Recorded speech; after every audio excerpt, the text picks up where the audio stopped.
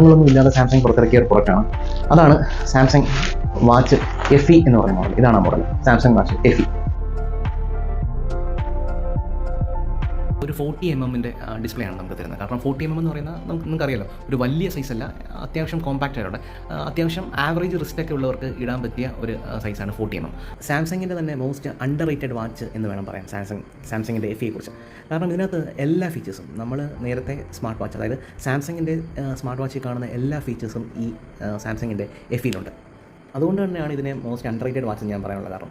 നമുക്ക് നോക്കാം, ഇതിനകത്ത് ഒരുപാട് ഡയൽസ്, വാച്ച് ഫീസസ് ഉണ്ട്. വാച്ച് ഫീസസ് എന്ന് പറഞ്ഞാൽ നമുക്ക് ആപ്പുമായിട്ട് കണക്ട് ചെയ്ത് നമുക്ക് 1000-ലധികം വാച്ച് ഫീസസ് നമുക്ക് ഇതിനകത്ത് ഡൗൺലോഡ് ചെയ്ത് വെക്കാം. അതും നല്ല സ്റ്റൈലിഷ് ആയിട്ടുള്ള വാച്ച് ഫീസസ് ആണ്.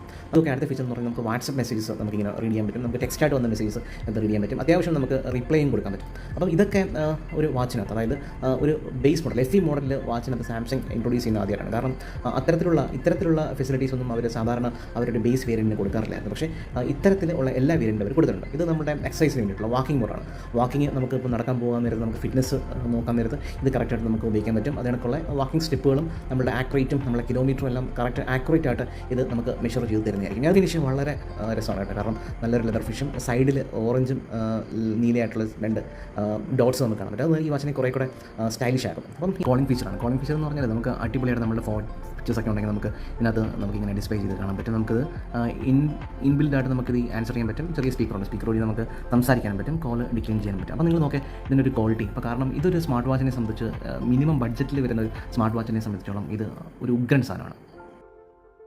ഇതിൻ്റെ സ്പെക്കിനെ കുറിച്ച് പറയുകയാണെങ്കിൽ സൂപ്പർ ആമോലെഡ് ആണ് ഡിസ്പ്ലേ, 1.2 ഇഞ്ചാണ് ഇതിൻ്റെ സൈസ്. പിന്നെ 396x396 ആണ് ഇതിൻ്റെ ആപ്പർച്ചർ റേഷ്യോ.